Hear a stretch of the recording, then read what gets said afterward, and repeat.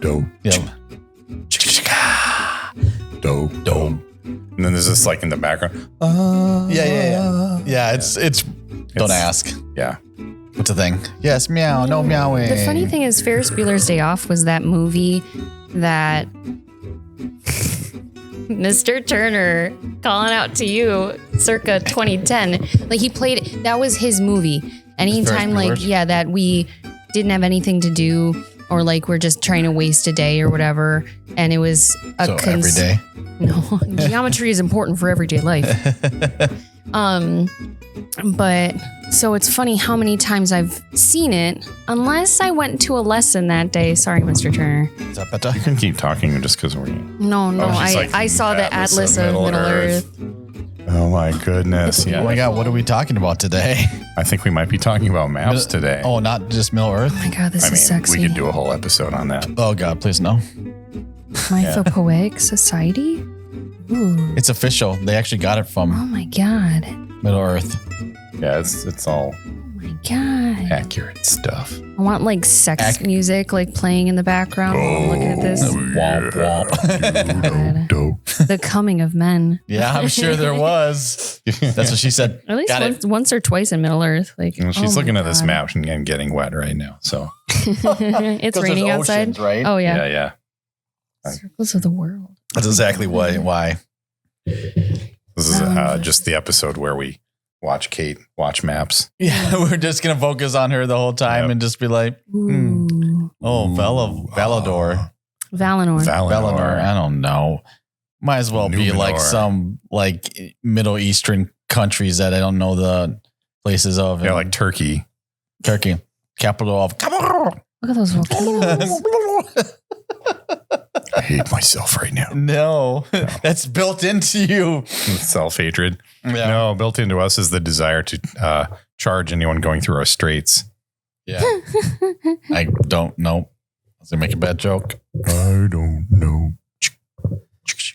Oh, turkey. God, this is gorgeous. Right. I like maps. You even got revised core rule book for Star Wars. Yeah, because there's a star map. Which I did not put a bookmark on. So if you don't know where it is. Probably like, oh, where is it? I want to look at something too. Oh, there it is. I found it. Is there a map in here? There are maps in that book. Oh, yeah. See the maps in that book. Yeah. There are maps in there, Beavis. Look at those maps. Yeah. Regional maps. Oh, there's also words. Words are dumb. The West. Ooh, the Shire. Do you remember the Shire, Frodo? Hey, I know these places. These are real places. Yeah. Yeah. It's like historical fiction, man. Yeah. Thank you for fixing that. The way that's yeah, supposed I to be. can't reach it. Okay. Rio doesn't like to have things be organized. So The hills of not stone. at all. Man.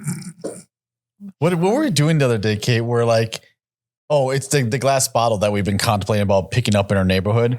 Oh. Yeah, there's like down the way, there's a glass bottle that's luckily it was like it was Starbucks. It wasn't like a alcohol bottle. It was Starbucks and somebody just dropped it. But no one picked it up. And so we walked past it and it's like, okay, someone will pick it up. Maybe they're coming back. Came by it the other day, still there and everything. It's like, is it our responsibility to pick this up? I guess we care about our neighborhood, so we should pick it up, right? Right. Like, and that's like driving me insane. I'm thinking about it right now and I want to go pick it up. Like, you know, let's just stop this podcast and I can go pick up the. Yeah, they didn't pick it up because they've got decision fatigue and they were like, I don't know, this is a really decision between do or do not. Our life will fork right at this point. We need to think about this. Forking impossible right now. Oh my God, this is beautiful. It's Do they have like an almanac in there too with like weather patterns? It's the path of during The Hobbit. Yeah. It's the path that they trekked. An estimated 38 days I see in there. Yeah. From this whole movie is unrealistic. Yeah. Well, the movies sucked, man. The movies sucked. I will not. Yeah. I'm not even worried about what you're saying right now. She was about to divorce me. Like, I'm glad Oscar's between us right now. You are much safer. Yeah, much safer. Thank you. I was just waiting for Oscar to tear it apart. So well, I mean, I thought we were talking about the live action Hobbit movies, which objectively sucked. Which were historically accurate. I see. And that's the thing. Sad. I like the first Hobbit movie. So I like the animated one. Yes. The first one wasn't terrible. Like truly, like in the grand scheme of like, it had a beginning, middle, and end. It was a beautiful, stunning movie. Did it expand on things that just didn't need to be expanded on? Yeah. Yes. It's the other two that just like, Well, what killed me is that I guess at the end of the first one, it's like, oh, Smog is finally coming out and going to do something. And then they kill him in the like first 10 minutes of the second one. Like you couldn't just fit that into the other one. It's actually the second one. Sorry. And then in the third one is when they kill him like within the first 10 minutes. Is that how it works? Yes. Okay. Yeah. Oh, what happens in the first one? The first one. Lots of walking. Oh, like it is every other Lord of the Rings. Barrel riding, which is silly in your defense. Is that in the first one? Yeah. Oh, yeah. I didn't remember that the first one got that far because I kind of tuned out. No. The first one ends with them coming out of Smeagol's like cave. Bilbo has the ring. And Azog comes and meets them again and tries to kill like Thorin. And Oakenshield. Thorin Oakenshield. So they didn't ride barrels in the first one. Because that's the other side of Mirkwood where that's where a book like this might help you, you know. It's like, true. No, Oscar, it's true. what is that book? This is the Atlas of Middle Earth and it's full of maps from Tolkien's world. Like you would expect from an atlas. I like a good map. Yeah, I like a good atlas. Now I feel like a good atlas. Oscar is there. I'd rather reread the book than rewatch the movie. I support this decision. Yeah, thank you. Yeah. Mm-hmm. Also with Lord of the Rings. I might look at the cover. The cover's nice. You got like a leather one, don't you? That is a dictionary, actually. Yeah.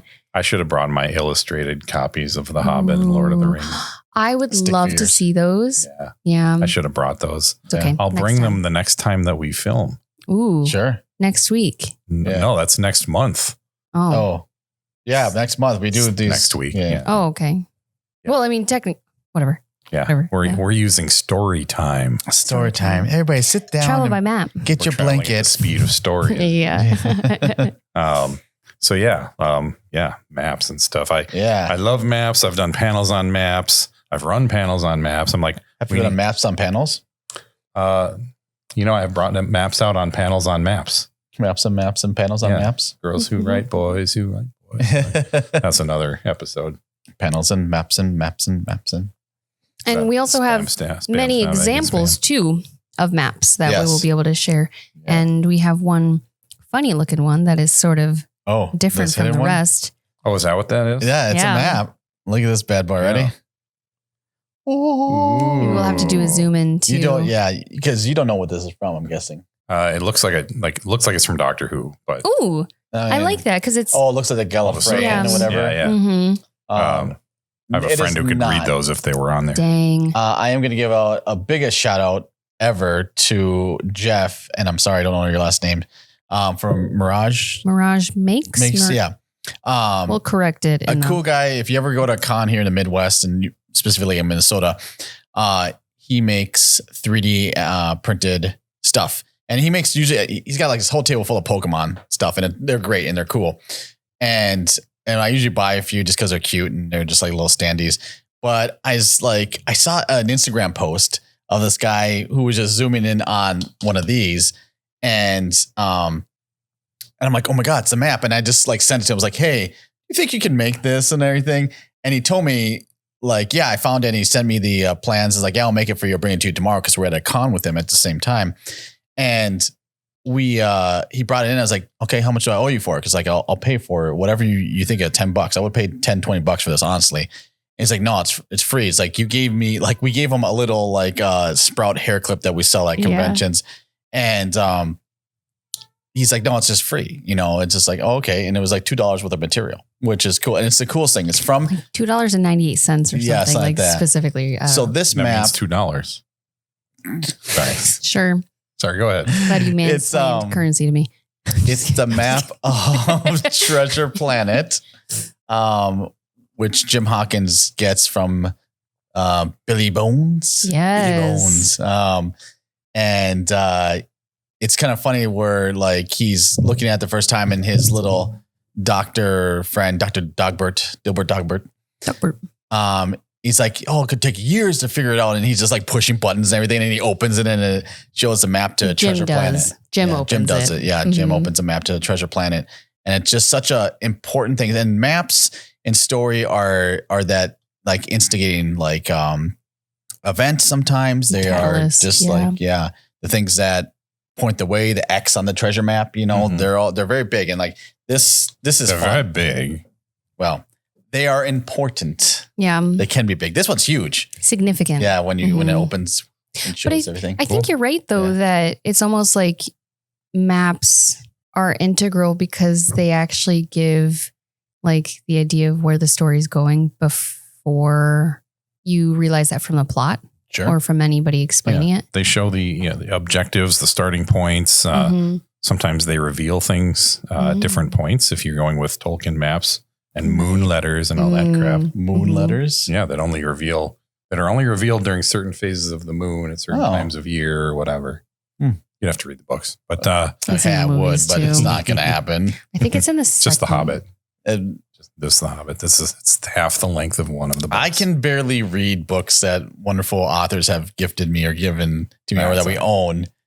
How are you going to make me read the Hobbit that I don't own? Just read my books. I'll read, like, legitimately though, not just because you read my book now, but like it's one of those things like I should read more. I should delve into some other things, and yours would be more so I would than a lot of other ones. I'll take it. Yeah. Yeah. If you want to read my stuff over Tolkien, I'm not going to argue you out of that. Well, you know, it's one reason why this sounds so arrogant. It's one reason I wrote fantasies because I didn't like the fantasy that was out there. Not because I think I could do better. I just wanted something more my speed or what I wanted to see. So yeah. And that's what you're working on. Yep. And I stopped reading science fiction and fantasy for a long time because I felt like I was reading the same story over and over and over again. Yeah. So I've been getting back to reading lately. I'm reading Way Station by Clifford Simak, classic sci-fi author from like the 60s or something. Sure. It's just a thin little paperback, and then I'm on to your second book, and I'm going to read the one that you wrote in there. I'm not sure the best order of operations. They're all pretty individual. You can read them. Right. It's just about which order, you know? Yeah. Because I have been actually getting back into books a little bit, and I'm reading this new one. I say reading, I'm listening to on audiobook. It's called Kitty Cat Killsat, and it's legitimately a cat who runs a space station that's armed with like weapons and stuff like that. And it makes more sense than that. It's not like just decided like, let's put a cat in here and make it funny and watch a cat run around pushing buttons and blowing up the earth. No, it's more than that. And so far I've only been to like third chapter, but it's fun. You know, I love sci-fi. Lighthearted. Yeah. I want to get back into more reading, more sci-fi and more fantasy. And you know, I used to read Lord of the Rings kind of on the regular. It's been a while. I might reread it, but I don't know. I got to read more new stuff. Sure. But I definitely want maps to be a part of it. Yeah. I don't care if it's sci-fi. Sci-fi can have maps too. But yeah, like science fiction, fantasy is kind of where I got into reading for fun. It's definitely where I got into a lot of TV cartoons, you know, when I was a kid, like even if just Robotech. Oh, sure. Yeah.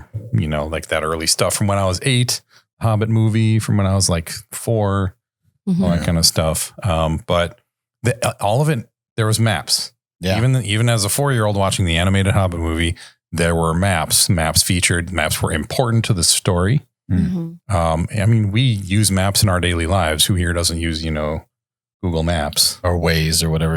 Yeah. Which I think Google Maps owns Waze now. Do they? Yeah. Oh, which seems like, that's monopolies for you. But Monopoly's a map. Yeah. Even Monopoly has a map, you know, Baltic Avenue.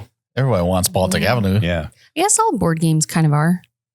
Kind of. Actually, and I can't think of a big board game that isn't a map. I mean, some of them, I know I have a few that I have a lot of board games. So I'm like, well, which ones aren't maps? But we don't have to get into that. I have one called Container that's like shipping container thing with little ships. But there's this big island in the middle.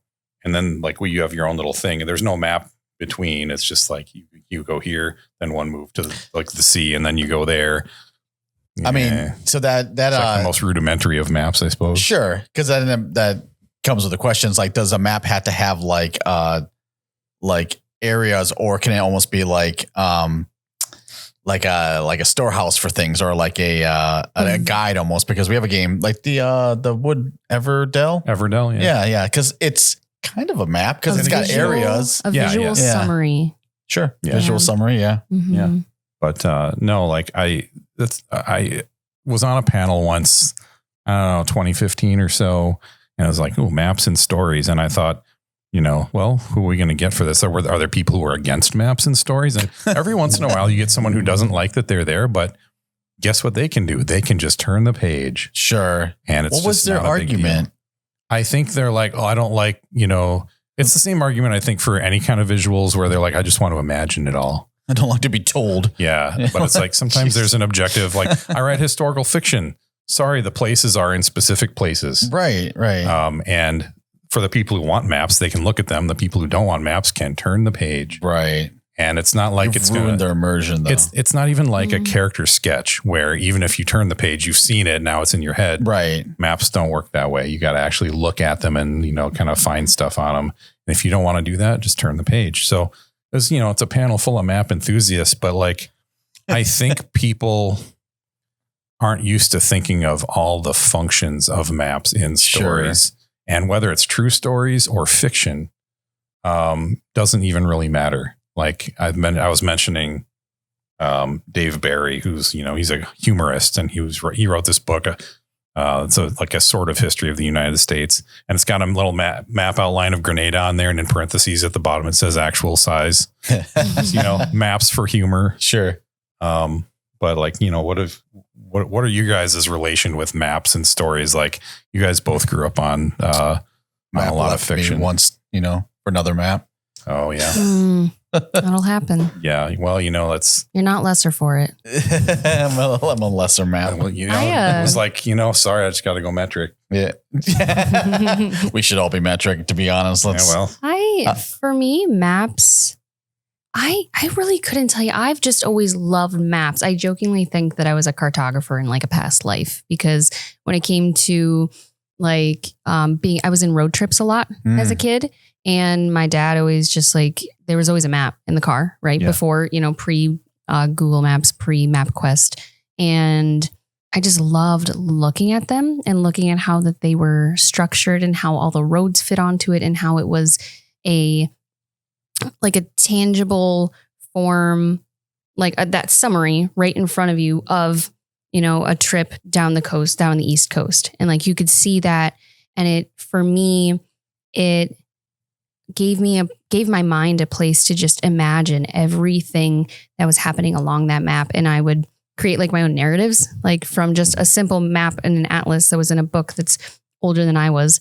And so it was like like Mario said earlier, like that catalyst for stories in my own head. Yeah. And then also, I also liked star maps too, like as a kid, and not just like on paper, but just like even just looking up at the sky and like constellations. And stuff. I mean, my first tattoo is a constellation too.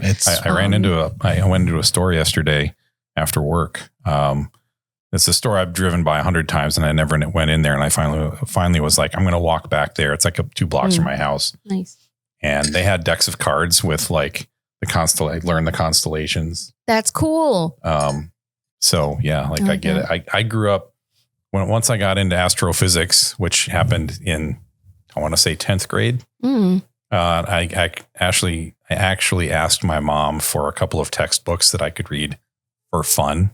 I was that kid. Nerd. I'm just kidding. Nerd. We all support you here. Yeah. But one of them was an astronomy textbook, and it had like, star charts. That sounds so sci-fi. It had celestial maps in the back. So different times of year, you could see different constellations. And I went out back in the summer, not out back, out on the stoop. Not Australia, yes. Out in front of my house in summer. And I'd wait till the middle of the night because I'm a night owl, sorry. And I'd look up and see what constellations I could identify. And I can still identify some of them. Yeah. And people are like, well, where do you see that? Well, how did you learn that? Like, well, I went outside with a candle so I could see the book. Mm-hmm. Yeah, but that it wouldn't create a lot of light pollution. Right. That's a real term, guys. It is. So that I could still see the stars. Mm-hmm. So nice. Yeah, I totally get that. Yeah. And it's, I mean, they're every night and it's for free too. Not the textbook, sorry. The night sky. Yeah. But as for in books, I think that just translated my love for maps in real life then, I was like, ooh, a map. Like, and then I would imagine, you know, the same amount of like narrative and story from my own mind and just being able to see like, oh, this is a town that's looking at, you know, the Lord of the Rings, like Middle Earth maps. That's Erebor. And I'm, you know, imagining all the dwarves. I'm smelling the sense of breads in my head. I don't know, all that stuff. And it's just another visual bit of information to carry the story for you in your head. Yeah. And I know like anyone who cares about like, we all have like mixed heritage. Yeah. And anyone who's got heritage that's not where they're currently living is going to be curious about it and be like, well, I want to kind of know more about it. Sure. Let me see a map.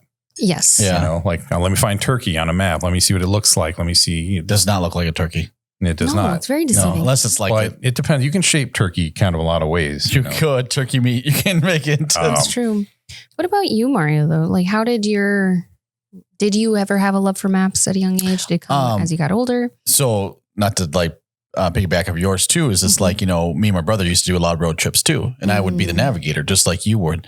And it was just one of those like fun things because as a younger kid, you can't drive yet. Yeah. So you become helpful as the navigator, as a person that can plan the routes. Like, okay, what's my next turn? Like, that's what he always tells. Like, hey, what are we looking for? It's like, in about, cause if you look at some of those old atlases, they will tell you the like mileage between 2 points, like 50 miles, you'll get road 50, and, you know, whatever it was. And that was always just fun because like you become part of the team, you know? Yeah. Well, it's not even before, you know, it's not just before we had like everyone had phones, but yeah, like we had virtually nothing to do in the car. It was a way of keeping kids busy, you know? Yeah. And then that's fair and everything. I mean, that's why Dad gave me the map to shut you up. Oh my God! Thanks, Dad. Yeah. Revealed ear for the first time. But no, I mean, maps are cool. Like I just find them, just any aid, like you said, to a story, to a thing that you do is just beneficial. Like I put maps in mind just because I wanted them, but I find it helps me even as an author, like understand the relationship between places. And there's a place where Salil goes from her tribe all the way to a giant lake. And I literally wrote, how far can somebody realistically run in a day and everything? And I was like, okay, so I got to make it this. And I have like the kilometer chart on with the compass to say, okay, yeah. So I'm like measuring out on my map to see exactly how far she could make it in those 3 days and everything. And I find it just helps to put more realism to your stories, to just kind of give, and the one thing I wanted to talk about too is the scalability of maps too, because it's not just like, you can have your town map, you can have your house map, you can have, you know, a wiring map, you can have any kind of map for something that just shows the paths that things travel. Like I took pictures of our house when the walls were all down. So I knew exactly where all the wires were. So if I needed to get to something, or if I'm going to drill a hole in the wall, I'm not going to, don't worry. Yeah. Even microscopic circuitry has that maps. too. Yeah. Nanotechnology, all that kind of stuff.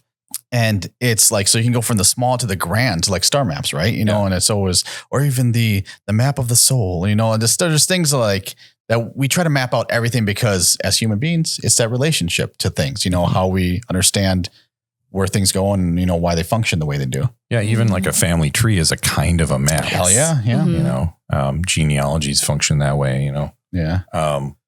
Genetic maps. We use that in actual science. DNA maps, you know? Yep. They're breaking up. Yeah. So maps they're so integral. Like if those people that don't like maps, you watch out for those people. Well, I always think of it too as like, once I got into books and stuff, like not even just writing books, but reading them and also later writing them, it's a bigger concern. Maps as art. A lot of maps are super pretty and they're embellished to be so. I always enjoyed topographical maps too. Maps can, like you said, maps can represent all kinds of things. There are like, you know, political maps with political boundaries. There are maps over time, like migration maps, flora and fauna, like what areas are these plants found in? I looked at one of those not too long ago just for ragweed. You know, like, is there any place on this earth that doesn't have ragweed? And can I go there for 2 weeks during ragweed season? Yeah, it's pretty bad right now. Yeah. So just any kind of maps like that. I even wrote down a few, like, you know, demographic maps, like where do such and such kinds of people usually live, or even, you know, like election maps, whatever. Yeah. I mentioned Dave Barry, Discworld, you know, historical maps change over time. Sure. And some maps even show bits of land that used to be above water and that are now submerged. Mhm. Yeah, because like Florida is soon going to be underwater. Right. Yeah. I mean, yeah, pretty much. Yeah. Or when California falls off the edge of the coast. Yeah. When the big earthquake. What was there? There was some kind of plot in something I watched recently of just like the plot to separate California from the rest of the Union or whatever, you know. They've talked about the same thing with like Texas, you know. Yeah. They have it written in their constitution, apparently. Yeah. I forget what it was. It was some old movie or something like that. Oh, there was actually Civil War. Just did the movie that it came out. They had California and Texas actually made a new nation because they're the biggest like economies of the United States and everything. Like, and as well as like Texas and California, really, like they hate each other. Yeah. Mhm. There's you've seen Cowboy Bebop. I know you have. Yes, I have. Ed's father is all about maps because like when the gate so in Cowboy Bebop they have these gates and they're like hyperspace tunnels to get from place to place. It's like like Stargates or jump gates, like Babylon 5 jump gates, that kind of equivalent. Yeah, and so one of them exploded near the moon, destroyed most of the moon, and now there's a big like ring around the Earth. And once in a while, those asteroids come and hit the planet, and then there's one guy who is out there tracking those impacts. Thank you. Yeah. And like rewriting the maps and he's trying to put order back into things, even though like it's a constant like change of that. I've kind of forgotten that episode. Yeah. He's like, oh, there's a new crater here, and gotta go. Yep. Yeah. So that's I know it's always like the people around maps too, because you think about the people who had to go out to write these maps to like figure out, okay, this is the border around, or like to find a new path to something. Mm-hmm. And with that said too, like the power that those map creators or first, pioneers would have then with telling the people back where they were, like what this place is like. And I one of my favorite things in history is when traveling was like for the purpose of like merchant things, like making money, like finding resources, mercantile empires. Thank you. And just that like some of those sailors, assuming it was, they had to sail to get to wherever these places were, the stories and narratives that they would create of like, there were sea monsters, the seas were so treacherous. I would never go there, as they send more boats out there to get more Greenland being named Greenland, and Iceland being named Iceland. It's like, if you hear us talking about it, then you're going to, hey, let's all sail to Greenland and take it. Sure. Like, you go do that. Have fun. Yeah. Hopefully the volcano doesn't get you. You'll find when you get there that we just lied to you when we named it. Right. And they'll be stuck there and they can't get back. Mm-hmm. I know for, like you were saying, like how long does it take to get everywhere? I grew up playing Sid Meier's Pirates on my mom's computer. That's the guy who made Civilization, like that game, also made one called Pirates. And you're sailing around and like if you're going against the wind in the wrong kind of ship, or it's like perpendicular to it, it takes you longer. And, there's like a day or whatever counter on your game thing. So I had to factor that stuff in also when I wrote my pirate novels, like what is the wind flow? So that's another kind of map, like climate maps, air currents, ocean currents, things like that. You can have underground map or underwater maps. Sure. Yeah. And so how long does it take to get everywhere? Well, it depends on which way the wind is blowing generally, or which way it's blowing today, what kind of ship you're in, how its sails are rigged, how much cargo you're carrying, all that kind of stuff factors in. And so you've got maps that kind of help determine all those sorts of things. Right. And it gets you used to the notion that travel is a complicated process. Yeah. And all those old maps with, like getting to new worlds or new countries, finding new resources, and then just how do you get them back home after you've stolen them from the locals, more often than not, or traded for them, or stolen them and then claimed that you traded for them. That's all relevant stuff. We're actually, so we're going to write a sci-fi sometime in the future. And sci-fi is usually in the future. Sorry. Well, wow. Depends. Yeah. We actually already wrote in the past, and that's why it's sci-fi. Yeah. We just got to go get it. We had the concept in the past, so now we're in the future, so now it's sci-fi.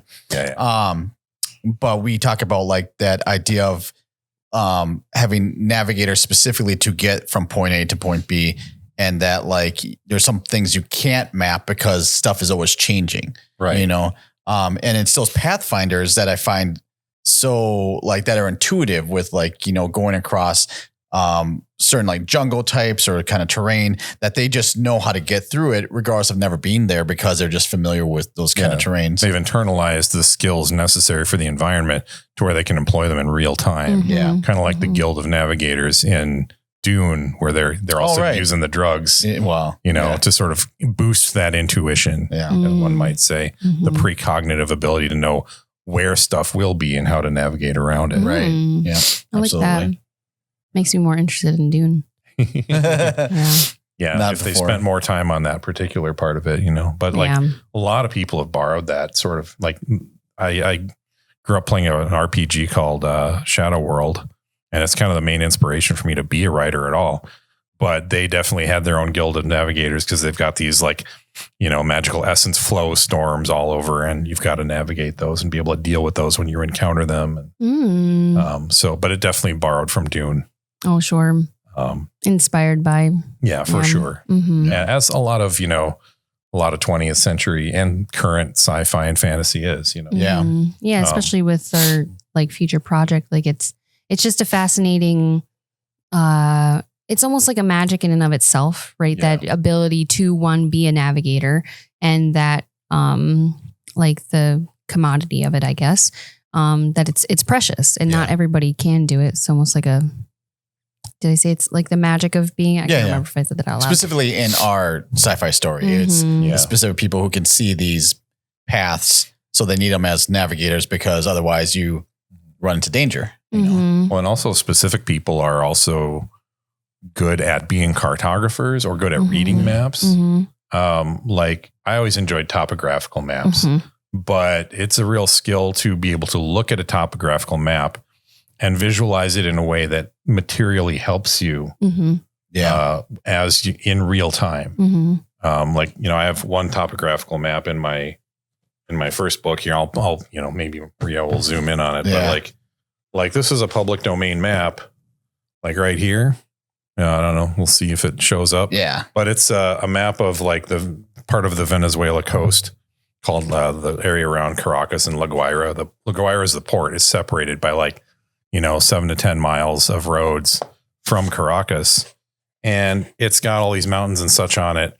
I had to erase the longitude and latitude, or the longitude lines, because they couldn't calculate longitude back then. Oh, so they're incorrect, I'm guessing. Well, it's actually part of how pirates were so successful. They just camp out at like most ships would head for the latitude of the colony they were getting to as early as they could, and then just sail along that. Even if like the winds were really slow in that area, they're like, well, we can't calculate longitude, so we're just going to hit this latitude and sail along it. And pirates would be like, let's just camp out on that latitude. Sure. And they'd wait for ships to show up. And then, so they would do half the work for them. Exactly. So you're just like, well, like let's just camp out 10 miles east of Barbados or something, Sure. Or, 30 miles east of Barbados and wait for ships to show up. But I had to delete that because it's like the map was from when they had longitude, and I had to modify it to look like it was from before that. But it's got all this topographical information on all the mountains and everything. And there's this one character who I just like, this is an instance of character being informed by like maps and map efficiency, I guess, map literacy.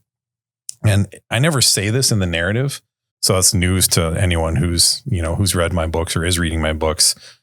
There's one character, like main character by the end of book 2 anyway, who has this real gifted ability to look at a topographical map and visualize in real time what it means and how to capitalize on it and strategize using it. And he's a military character.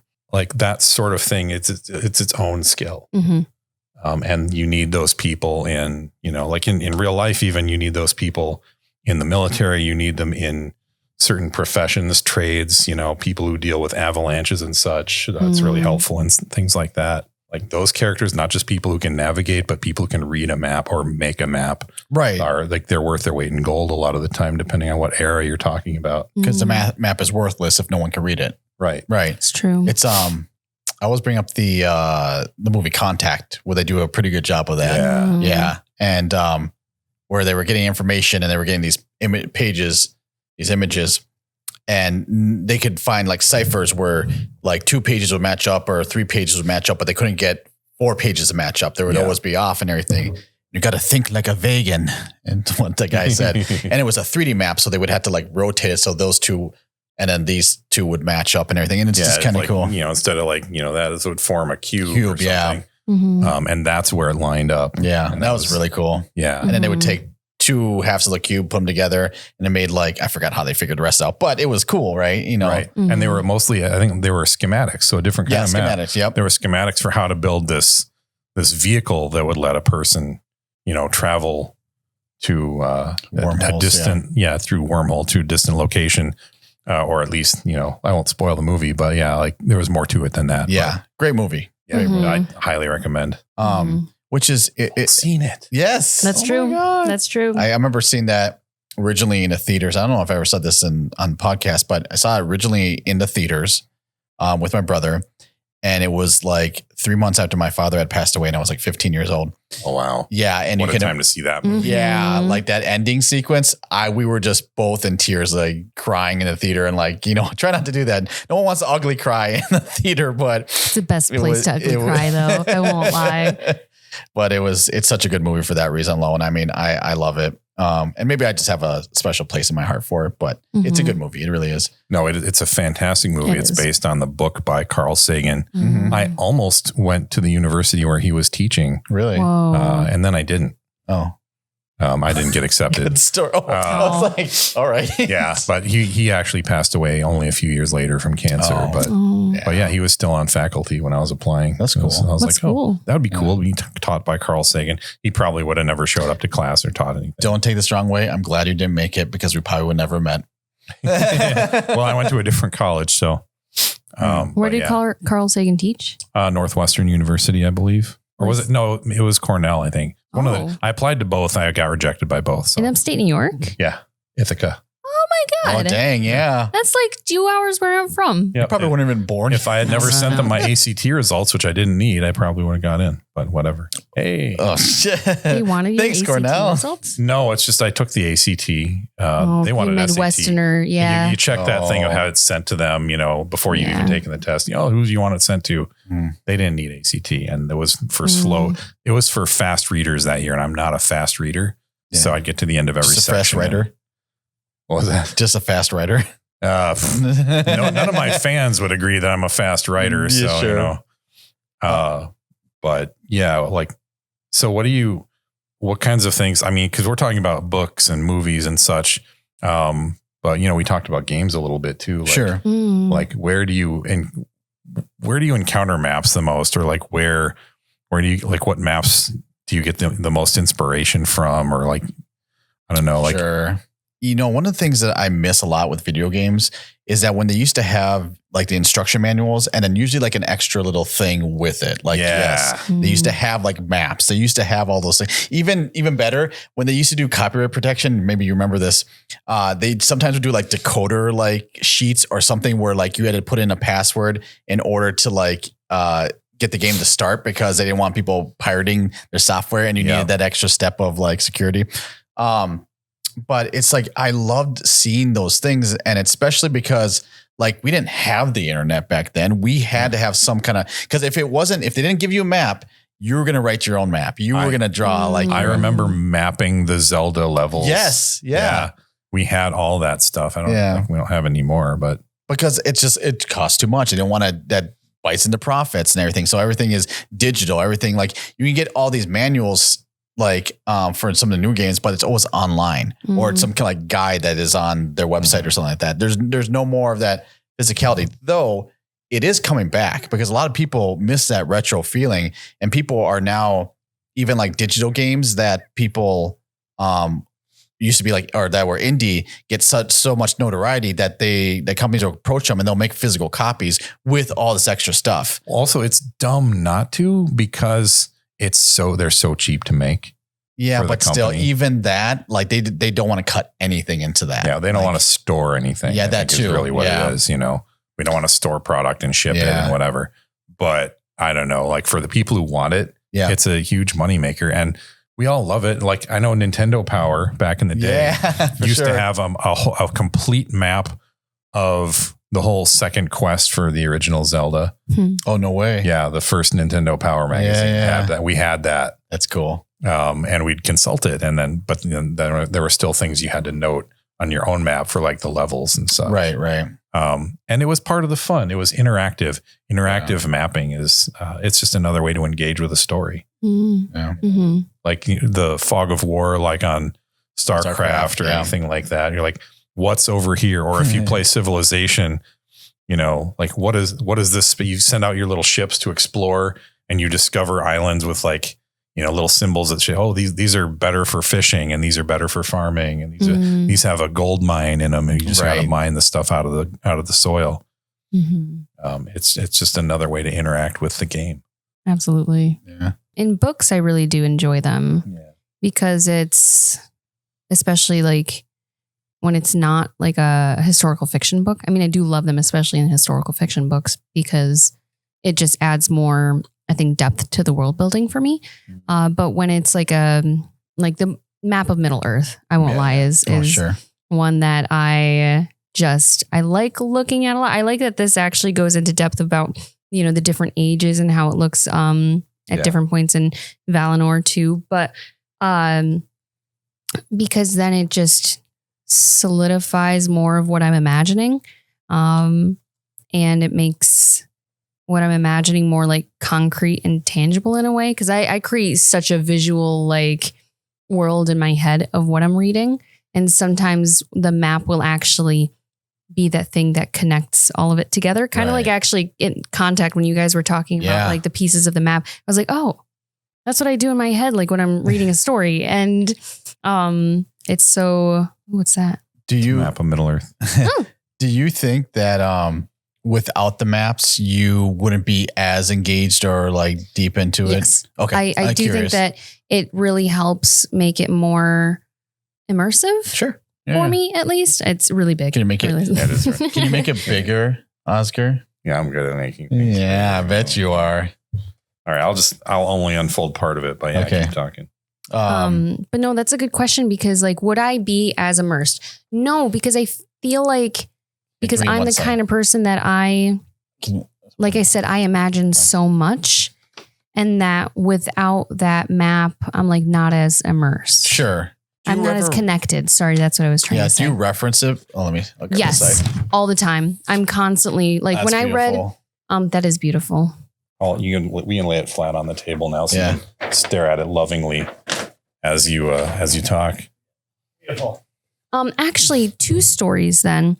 Aragon, I believe that there was a map. It was the dragon one. Yeah. I constantly flipped back because they were traveling and whatnot. Like same with the Hobbit. Yeah. By the time I was reading the Hobbit, I could Google a map though, so I had that up like at the same time while like reading it. But I think I also really love maps because I haven't thought about this story in years.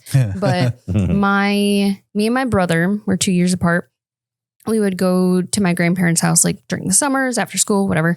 And my grandma, I don't know why we had this giant map of the United States, like Twister sized, you know, the board game, not the board game, but the game.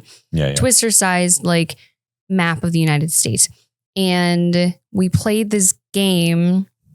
Now that I'm talking it out loud, it feels like a ridiculous game, but where she would tell us the state and we had to guess the she would tell us the capital of the state and we had to go like stand on that state. Oh, yeah. Okay. Nice. And like we would do different versions of it. She would say like New York, and like if we wanted to be able to stand in New York, we had to say Albany. And so like that.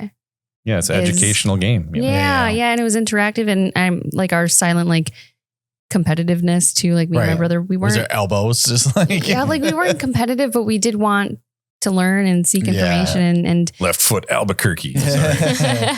and I think too, like even playing that map, I would imagine the state also, even though like I've never been to Helena, Montana, I think. Yeah, it is. Well done. Thank you. Thanks, Grandma. I could just not know and say it was and be like, well done. That's true. You know what you're doing there. Thanks, Grandma. But I think that even then I would just like imagine things. And I just think maps are like, I barely even need the book. Just give me the map and I could just have a grand time without it. But it adds, like you're saying, it makes it so much more immersive and so much more concrete and connects me so much more to the story. Yeah. Like I would have the same experience with role-playing games a lot, because I once I was reading sci-fi fantasy, they all have maps. And then I found the game called Shadow World, like I said, and it had maps and it had, like there's there was like a 4-foot by 3-foot map. And there was like, I'm not going to do that. I didn't even play the whole thing. I've got like 2 halves of it here, but like you find like, okay, there's like these whole continents. It's like archipelago. Like and like they're not all developed in terms of what is there. I appreciate that map, by the way, because if I don't know, they can see it, but on it's one of those maps where it's like the orange peel, where like it separates. It's like a globe. You could fit it into a globe. If you cut it all apart or something. And sad that way it doesn't distort the land masses. It's not the what's the name of it? The Mercator map that distorts the stuff at the poles. Yeah. And then like Greenland's really not that big. Right. It's like Greenland looks like it's the same size as Africa and that. Right. And it's like, Africa's like 11, 13 times bigger, 17 times bigger, something like that. But yeah, this one has those cutouts so that it's actually accurate.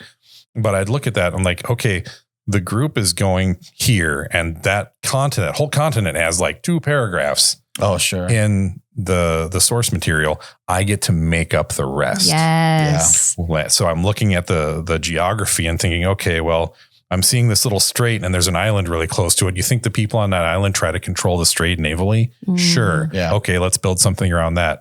So maps can inspire story points just from the geography. Right. And then, like you look at, how equatorial something is. Okay, what kinds of plants might be found there. You've got your rules, like certain things in this world, like here are these kinds of plants that exist in tropical locations. Right. Okay. Are they found in this, like this new tropical location I'm defining, or are they not?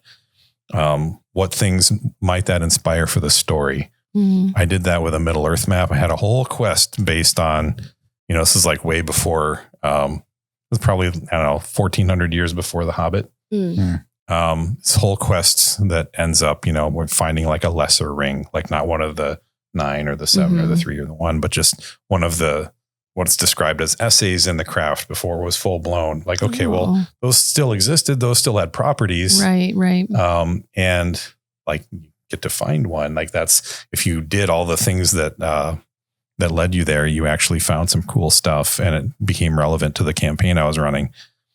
So you can just look at a map and know I have something here to build off of. Yeah. And, as someone who comes up with maps, like I don't do that, but people who come up with maps, like I just want to applaud them for giving us stuff to work with. Right. It's just a good starting point, jumping off point. And I also find it interesting for people who, when you make maps and choosing what is important on maps, because again, like I said, that whole scalability, getting back to the function of maps. Right. And it's like, you get to like, okay, it's the main cities, but what about the little houses in between or the smaller towns? But maybe you only need to focus on those major cities, but they have like, again, our exploration of like landmass is so much greater than like anything else, obviously, because where we live.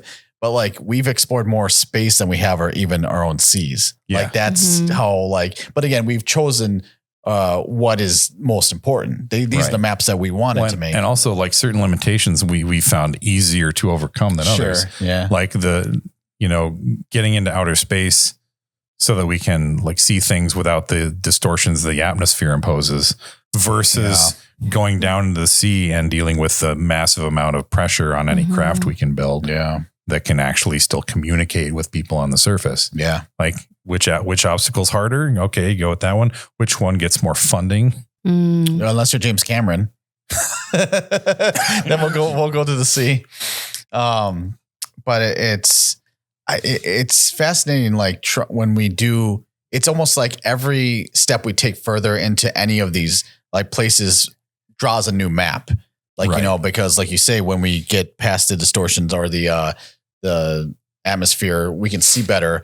And then we can also learn more and also discover more about like the things out there. It's kind of like, when they used to do maps of like the progression of like planets or stars and everything. And they were like, oh, Mars is in retrograde. What the hell is happening there? It's like, if you see, if you're charting it night after night, what it seems to do in the night sky is.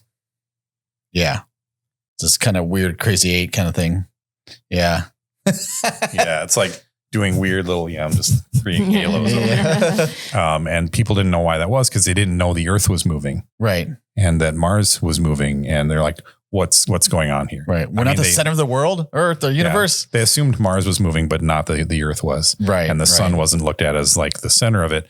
So none of it made sense until that model came about. Right. Yeah.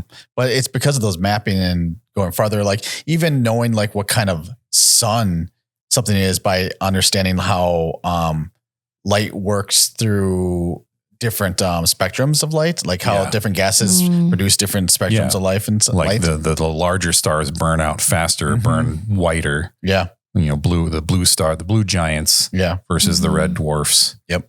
Or dwarves, as Tolkien would say. Dwarfises. I still maintain that he would have said smurfs. Absolutely. Also, speaking of like astronomy and everything, I actually share a birthday with Galileo. Yeah. Nice. Yeah, that's my cool fact. I share one with Robert Heinlein. I don't know who that is. Oh, nice. Starship Troopers. Oh. Yeah, author, yeah. Okay, that's cool. Yeah. And Ringo Starr. I get Alex Hornstein. Oh, yeah, you do. And Yamir Yager. Yeah. Sorry. I forgot who I get. I get someone. I'm going to look it up while you guys These are like trading cards. Like, yeah. Who do you have? The Starship Troopers ones, that's really cool. Yeah, Starship Troopers. Great movie. I've read. Is there maps in Starship Troopers? I forget what book of his I read, and I started reading Stranger in a Strange Land and just kind of stopped. But yeah, classic sci-fi guy. But yeah, like that goes back to the function of maps. Sorry, were you looking something up? Oh, you're like, who do you have? I just seen who. Yes, I was looking at who I share a birthday with. Pope Francis. Oh, that's kind of cool. But also, I think Pacquiao. Did I see that? No. Who? Yep, Manny Pacquiao, the boxer. Oh, nice. Yeah. Oh, yeah. MMA fighter. Yeah. Yeah. Or was he MMA? Yeah. Okay. Yeah. He could box, I'm sure. Yeah. Who's Daddy 5-0? I have the son of Daddy 4-0. He's 42. He's a YouTube star. Okay. That just looks like Zach Braff. It does look like Zach Braff. But anyway, going back to the function of maps, like in story or just anywhere, like what are other functions you wouldn't normally think of? Like we talked a little bit about like trading and economies and things like that. Like you draw a map based on what it is you want to know, right? So like anyone who's ever played Settlers of Catan knows like, hey, there's a different map and there's different resources and you made the map. But like, what other kinds of things have you seen on maps that you don't normally see? So I don't know if you would consider this a map, and we'll see what you guys think. Ready Player One and having riddles and stuff to solve is almost like that incomplete map that you need to fill in the rest of it because like you had to get from point A and finish these quests along the way to get to the end. I always refer to that kind of phenomenon in stories as map quest.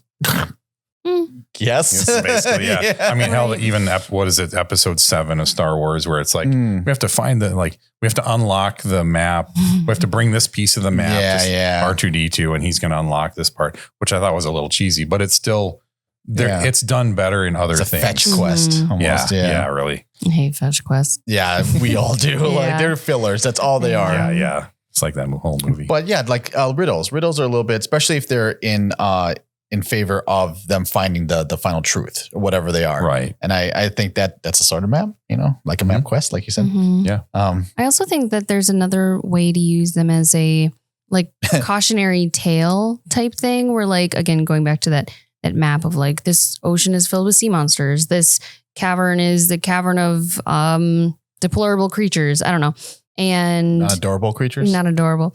Yeah. And so using it as like like, don't go here. You are safer by not going there. Yeah. And I can't think of like an exact like story. Maybe like the Puss in Boots like movie with the map that changes from person to person. Such a good movie. And in that story, they do have to go through each of those places that are, or they're trying to find the right person to get this map to give them the easy way through.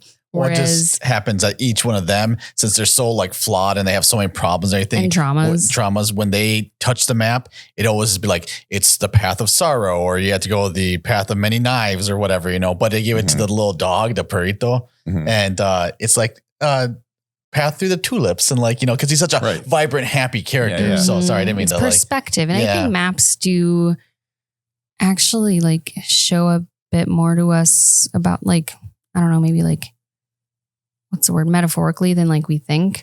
Like what you emphasize. Yeah. What you choose to show and choose to reveal. Yeah. Also, it's like a map that kind of combines all of that, is like the Marauders map. And I do have a well, obviously it's not a real version of it, but I have one where I couldn't find it in the closet. Oh, it's there. It's there. We promise. Maybe Fred and George stole it. Because it was real. Is that a Harry Potter reference? Yes. Well, actually, then only George would steal it. Yeah. R.I.P. Fred. I think Fred's the one that gets killed. Yes. R.I.P. Fred. Aren't they twins? Yes. Yeah. How do you tell the difference? Sure, they didn't switch places. Their names are not identical in the novels, so you know. Yes, Fred and Fred. Really that's how you tell them apart. Yeah, thank you. And then one dies, so you only have one option left. Yeah. Sorry. There's that. It's that joke of like, so like how Gandalf appears in the movies, and like it shows Gandalf, how Gandalf appears in the books, and just as Gandalf. It's just a word, Gandalf. Yeah, exactly. That's what that made me think. Beautiful. But yeah, I've seen an example too for like where you said like don't go there or whatever. I've seen that used for humor in an episode of Blackadder where he's like saying he's going to go around the Cape of Good Hope, and this like minister is saying the local cartographers have supplied you with this map, you know, like so that to this map to bring with you when you go on your trip, and he's just going like. And they're like, they'd be much obliged if you could fill it in as you go along. Okay, that's amazing. That's great. Yeah. So good. That's great. I like that a lot. It's just blank on both sides. You think, what? It's almost, go ahead. No, another sort of, I don't think this counts, but bringing up Pirates of the Caribbean. It's not necessarily a map, but it's a compass, a magical compass. To the Isla de Muerta. Well, no, it's to wherever. It's wherever the person desires most to go. You don't know that. It's a compass to whatever you most want. Yes. And so in a way, it knows you more than you know yourself. And Jack at one point, I don't remember which movie it is, like he tries to like make it point to something, or he wants it to, or he tries to want it to. But there's some conflicted thing. Yeah. Or I think was it Elizabeth? I think it was. Yeah. Because she didn't know what she wanted. Jack or Will, right? Yeah. I don't remember exactly, but it was that. Yeah, it was something like that. Which I did not believe. So that affected that movie. Just like a Star Wars kiss. Just like it, honestly. That was a dumb. Have you watched I'm sorry. Have you watched the new ones? He just mentioned number 7, but I mean, honestly, as far as like dumb Star Wars kiss can be for any Star Wars thing, especially episode 5. Yeah. Yes. Yeah. No, I was talking about the dagger. Yes. Yeah. There's a dagger in the last number 9. Is that number 9? Yeah. I don't know. Where this dagger has these notches cut out of it that perfectly fit the wreckage of the Death Star in the ocean. Like, and it's like, why that it would ever happen that way. Right. Why would you put that on a dagger? Yeah. Like, but cool in concept, awful in execution. Yeah. No, I preferred, there's a comedy pirate movie called Yellowbeard.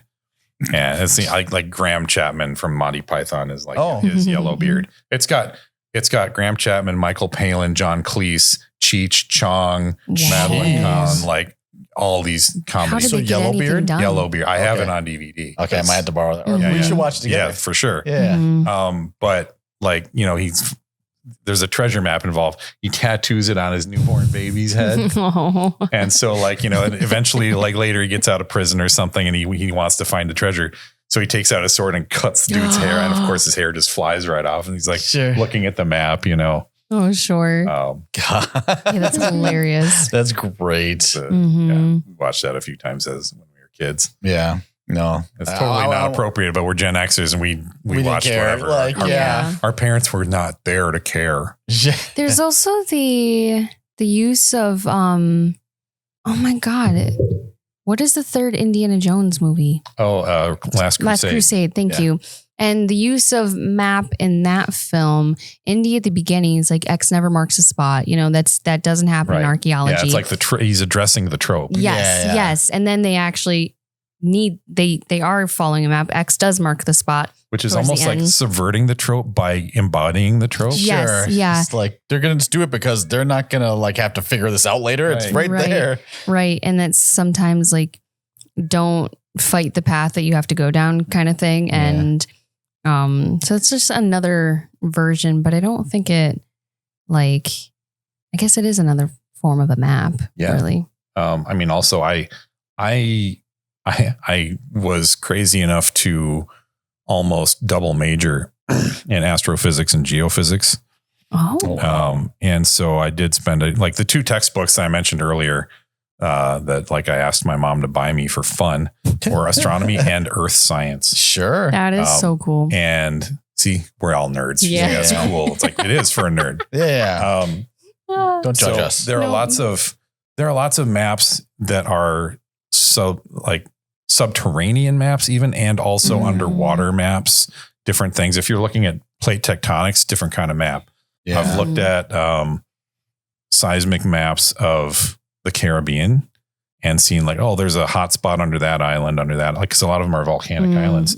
By the way, there are 6 under the capital of Dominica, like Roseau, and not the Dominican Republic, Dominica. Dominica. But yeah, in the capital of Dominica, like there's the kind of volcano that's underneath that is the kind that like builds up pressure and then explodes violently suddenly. Sure. I'm like, so they're kind of waiting for it. Yeah. I'm like, and it's right under the capital city. And I'm like, I don't need to go back there. No, not for long. Cause once it goes off, it won't be the capital anymore. No, it'll be just, a big crater with possibly filled in with seawater. Right. Atlantis. Yes. Or Numenor. And like Numenor's. Yeah. Numenor's a map of Numenor. Everything's right here. We can reference it. This is why I love maps, because it takes the thing that you're imagining and it actually makes it like tangible. Makes it real. It does. It shows you details that you wouldn't necessarily be able to visualize. Sure. Or maybe you want help visualizing it. Yes. I think the glittering caves of Aglaron, the caves that I swear to God, you guys are making up stuff. Oh my gosh. The fact that I remember the names just shows how much I've read everything. Yeah. One thing so this is kind of what some readers might say at points when they're looking at maps or like information from maps, or that you can decipher from maps, but like, why isn't that information in the book? And like sometimes when you fill out a map, like you go a little bit further, you go like you just put more stuff in there that maybe it's not as relevant, but it's just like they feel like you shouldn't be giving extra information that isn't relevant to the story. Like she's just like why goes east. Like why are you relying on this map? Why not just put it in the text? Yeah, and you should do that, but you don't have to do with every little bit of detail. Right. The map is a piece of art. It's there for, if you want it, and it helps you with the stuff that's necessary, but that's no reason that it can't supply more than that. Yeah, absolutely. As a like supplemental, as a added benefit to the book. Exactly. That. I feel like I get more out of this map than I do the entire first season of Rings of Power. Yeah. Rings of Power is so off. Yeah. We don't have to go into that. I just wanted to make the joke. Yeah. No. Here, clearly you need a copy of this. Yes. Yeah. Let's get it on Amazon. I was going to say, when you said subterranean maps and everything, one of the best examples of like maps and how it like, if you read it wrong or if you don't understand everything that a map has, it will be to your disadvantage, because in the Aliens movie, when they pull up the schematics of the power station and the whole surrounding thing, they see the tunnels where they must be going back and forth, and they block them off and they put the turrets there, right? And so that they can't come through, and the aliens test the turrets and they stop. But then the aliens know more about the things, and they missed in the schematics don't have the ventilation tunnels. The air vents. That's a different kind of map. Yeah. And it's like, oh shoot, we didn't check that. Now they're coming through the vents. Good example. Yeah, thank you. Yeah. And speaking of aliens, Prometheus, a not great aliens movie.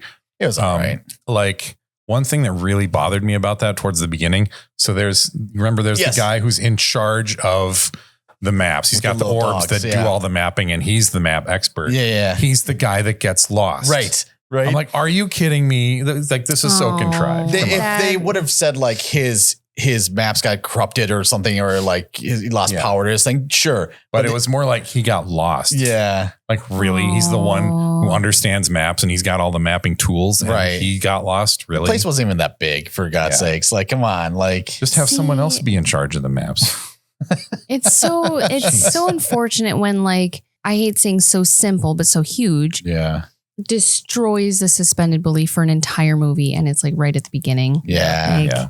Yeah. And if it just went through like one more edit, that somebody might have caught that and been like, this doesn't actually make sense. Yeah, you need a focus group, people who are not affiliated with the film, to be like, sure. Yeah, except, this thing right here. A content editor. Yeah. But they don't want to listen to like normies. Like, they know? They're the artists, not, Yeah. You got to get your industry beta readers or beta viewers or whatever. Right. People who are sworn to secrecy, but who know the industry and they're actually just care. not on your project. Yeah.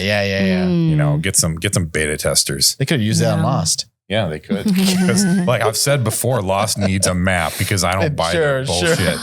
I can bring up the gray now that you say the lot. Now that you say Lost, we don't actually have a rule. She can bring up the gray anytime she wants. No, but it's like it's one of those call responses, like like really angry. And also, he's the one who brought up Lost. So I did. It's so funny. It's the first time I think. I don't remember. Last episode. But it's a time where it's kind of a spoiler. I mean, I feel like I've talked about the gray enough that you are sick of it. No, I'm are sick of it. Probably just tune out. So you say whatever you want. You could play some funny music while I talk about the gray for and just speed it up.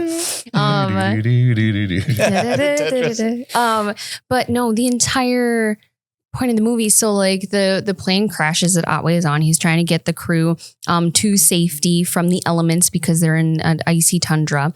And one of the like conflicts in the film is that there are a bunch of wolves that are in this area that are for some reason attacking them and hunting them down. And Otway is like a master expert on these wolves or wolves in general, because he's like the security guard, but like a natural security guard, because he's not trying to protect them from other people.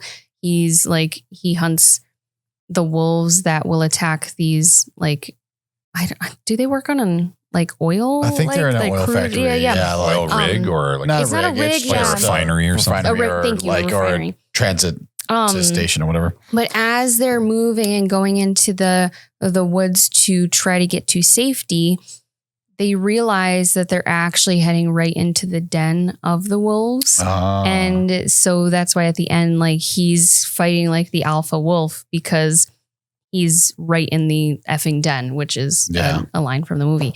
And so I feel like in that case, the lack of the map, I don't know, I'm trying to connect it somehow, because I feel like if they had a map, which they wouldn't be able to have a map of the wolves' territory, right? It's unless somebody had already gone out there, right? That's true. But that's part of like what you're saying, I think, about story is that the fact that you can't always trust a map to be complete helps with things like suspense and plot development and foreshadowing and twists. It's true. And that is a fantastic twist of the film, because there's a whole, I mean, I would love to talk about like 3 episodes about the gray and the analysis of like the symbolism of it. Gray episode. It would be. Or you actually watch it and then we like review it. It would be a review episode. It would. An analysis. But that twist of him realizing that he's jumped right into the enemy's territory is a fantastic moment that Liam Neeson is just, he brings like a weight to the film that I feel like if he wasn't in it, it might not be that deep. but who knows? Who knows? I know good actors definitely make a difference in story, as do maps. That's true. That's true. I'm also thinking of like, if you guys read any Terry Pratchett Discworld? No. The first Discworld, I have. Okay. Yeah. I don't even know which one's the first one. Isn't it just Discworld? I don't know. Yeah. No, I'm thinking Ringworld. Sorry. Okay. I was like, when someone says the first one, I'm like, are there like which one? Yeah, there's a bunch of little like series within the world. This world is like the universe. Okay. Yeah, but it's all Terry Pratchett, and so it's parodying fantasy. Oh, the whole universe, all his books are parodying fantasy world. I mean, it's Terry Pratchett, so yeah. So his world, he has a map. I should have brought it. I have a copy of it, the Discworld map, but. In his world, like the disc world, it's a disc, it's flat, and it's being carried on the backs of 4 elephants that are carried on the back of a turtle through space, whatever. And by the way, he does have a book called The Fifth Elephant. Okay. So you get the idea. So there's the continent where a lot of his books take place. And then there's a thing they often refer to called the counterweight continent. Because if you think about it, if it's being carried like this, and there's this huge mass over here, well, there's got to be a counterweight over there to distribute the weight. So it doesn't flip off the elephants. Right. So the counterweight continent being much smaller has to be heavier. So there's a lot of gold there. Oh my God. Sure. Yeah. Do you ever hear of a concept and it just makes you angry because you didn't think of it yourself? This is one for me. Terry Pratchett has a lot of that stuff. Yeah, I love his whole thing. He's parodying insurance. Like I bet you that this bar won't burn down. You're like, really? You know, spoilers. Okay. It burns down the bar later. Like, it's not well understood. Right. Maps are just, again, they're just such a gateway to understanding. Yeah. And I think Hitchhiker's Guide even does it kind of fun where they have the Hitchhiker's Guide to actually explain how the improbability drive works. Right. And it has a map of like, it basically like looks like a maze map. And it's like, if you get from point A to point B, you have to go through the series of like, hyperspace jumps or whatever, but with an improbability drive, everything becomes possible. So you can go from point A to point B in a second, but you go through all possibilities in that instance to get to like that. And to release big chunks of improbability, certain random improbable things will happen. Like this whale and a bowl of petunias like being created above the planet and then crashing into it shortly after. Right. Or the yarn where they come up back as yarn and he's like puking up yarn and everything. And then, it's a great. I like the movie. I really do. But I watched the old TV series. Oh, sure. Which is pretty good. It's much more faithful to the books, but I mean, I'm glad that the IP, the intellectual property exists at all. Yeah. I've read the 5 books. Sure. It's been a while. I read the first one. The first two are fantastic. Yeah. The third one's good. The fourth one's The fifth one's, like pretty okay. Yeah. That one's the one that with the restaurant at the end of the universe. Is that second one? Is that really? Yeah, what the heck is the fourth and fifth? Fourth is like, I forget which one's So Long and Thanks for All the Fish is. I think that's 4. That's great. Did you actually see dolphins in that one? There's dolphins. Yeah. I mean, I don't remember if they just refer to them or if you actually see them. Sure. The fifth one's called Mostly Harmless. Oh. The third one I think is Life, the Universe, and Everything. Sure. So I think that's the order. Okay. I think I got that right.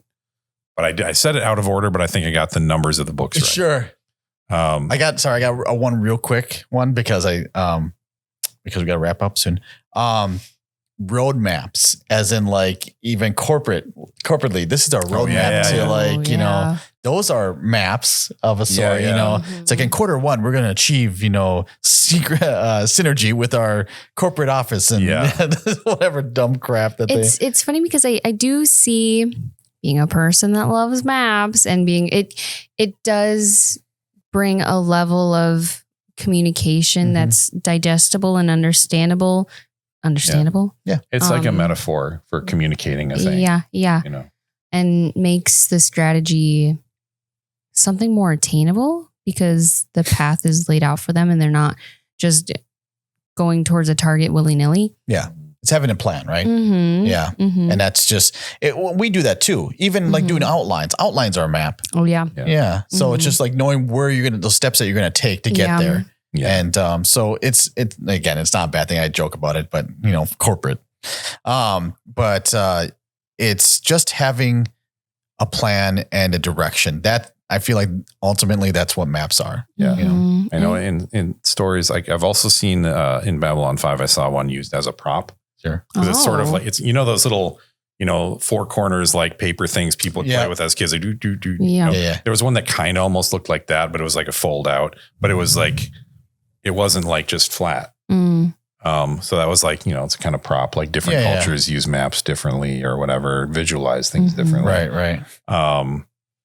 But yeah, I want to talk just a little bit about star charts because I feel like they're underused. Yes. And one of the problems with them is they're all static. Sure. Because, if you're doing like physical media, it's hard to not have them be static. Like I'm going to bust out a Star Wars example here. How would they be static though? I guess what's the well, one thing that you could do is if you carried the story forward, like let's say, like this chapter is like 3 months after the last thing, you can show the planets are now here. Sure. They're in different spots in their orbit. Right. The stars are in slightly different relation. But like that's much less significant than the orbits of planets because stars don't move much with relation to each other over the course of 3 months. Right. Like just with the scale of distances we're looking at, it's so minute. Yeah. But like I would hear people ask online sometimes, like if you've ever seen The Martian. Yeah. Why doesn't the ship just turn around and get them? Because they're in a different position. And the closest when I was going to talk about that, like when Mars is the closest it can be, or when they shoot them off, it's still like 6 months, even on the closest they are. And as it gets farther away from Earth. Yeah. Yeah. It's like, Mars is traveling around its orbit around the sun. So it's like moving away from them and, like the Earth is moving differently and like they don't have infinite fuel. It's not Star Trek, And so I saw someone on YouTube, this is in a reaction video. Sure.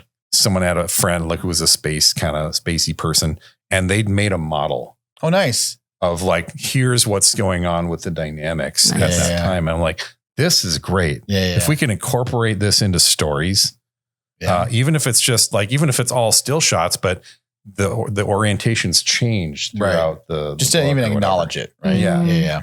But as we do more things with like ebooks and such, there might be more like looping, like a GIF kind of thing where you can show like the movements of things like that. But also they're all 2-dimensional and space, star charts they matter more when they're 3-dimensional. So just kind of finding new ways to do that. Yeah. But even just the 2-dimensional static ones are so useful in sci-fi, I feel. As you were saying that, I realized that sheet music is actually, I think, very similar to a map. I always considered sheet music more like words in that it's like you can read it, you can follow it, but it is more like a roadmap because it gives you a time signature, it gives you a key signature, it gives you dynamics, which all those things, time signature tells you like the pace and how the rhythm of the music and even just when to rest. Yes, that too. When there's like pockets of silence, it's like a 0 in mathematics. Wow. Yeah. Say that again. It's like the rest symbol. It's like a 0 in mathematics. It's a placeholder. Yes. And you need it. Like time signature, all of that. It tells you exactly how it should sound as written by the original composer, but then it also can be interpreted too and played slightly differently. Somebody could actually say, actually violas don't play that section. I don't want this here. Or, cellos, can you actually double up the viola section? And so there's a lot of room for import export of cello. But yeah, I never really thought of it as a map, but now I realize maybe why I do like maps and sheet music so much because it communicates so much on a piece of paper. What both of them are is a subcategory of diagram. Heck yeah. Diagrams. I mean, you're you're turning explanation, like verbal explanation or written explanation, into another form that can be understood, like a visual form. Sure. So it's engaging a different sense. I mean, I guess, the written word, like that's still optical, but you've got different mental forms people take in differently. And so like, you've talked about, struggling with dyslexia, but the visual forms, you don't have to worry about that quite as much, as long as you can, you just got little labels and such. Yeah. But what, green over here means, and like tan and everything. It's not, if you got to read through the whole like verbal description of what a landmass looks like, you're going to be like, I want to off myself now. Can you just give me a damn map? Right. This is why we have maps, because we all have that reaction at some point. Right. Well, to that effect too, it's almost like, if somebody said this area is like 600 square kilometers, that could be a cube. Yeah. But a map is the dimension, the container of it, right? Yeah. So it's crazy, man. Like how useful and necessary they really are. We should make a roadmap. Like we kind of do though. Like we joke about it. Roadmap. Yeah. Yeah. And, but we know like the episodes that we're trying to do and what we're trying to do in our, speaking of which, we will be having a premiere episode of a special episode soon. On September 18th, where we get to watch it with you at 8 p.m. So it's one of those things that as we go forward, we're trying to engage more, get you people to come to us, talk with us. We have a Discord. We have a lot of things that we can do. And it actually, with your guys' input, we can plan more for the future too, and what you guys want and what you think would be fun to see and stuff like that too. Yeah. And you may have noticed we're putting a few more visuals on certain videos. We might do that with this one, but if you guys like that, please let us know if you want to see more of that. Obviously, there's only so much of that we can do and still, and not just add a ton of work to what we're doing. We have we want to have our little roadmap to 100 subscribers. So if you are watching, please make sure you're subscribed. If you send it to people, see if you can get them interested enough in the podcast to where they want to subscribe. But that's our current goal, 100 subscribers. Thank you all to those who have subscribed. Yeah, we love you. And who watch regularly, especially. So, we appreciate that. Much love, yeah. Yeah, again, we're on, what is it? I'll let you say it so you remember. YouTube. We're on YouTube, iHeartRadio, Spotify, iTunes, and Amazon Music. Perfect. Anything else? No, that's about it. I've heard that we're on a couple other things. We are. I guess. Like, I think that, I don't know if like, you got the. If you find us anywhere else, please let us know so that we can add that to our repertoire. Right. No, it literally is just YouTube, Spotify, iTunes, Amazon, and iHeartRadio. I think my friend Zach said something like podcast addicts or something like that. Oh, I mean, unless they tapped into the RSS feed, or the podcast addict is just referencing the stuff that it's already on. However you get it, thank you. Like, you know. But let us know if you see it somewhere that we haven't listed. We would like to know that. Yep. Awesome. So, but I'm Oscar. This is Rio. And I'm Kate. We'll see you guys next time.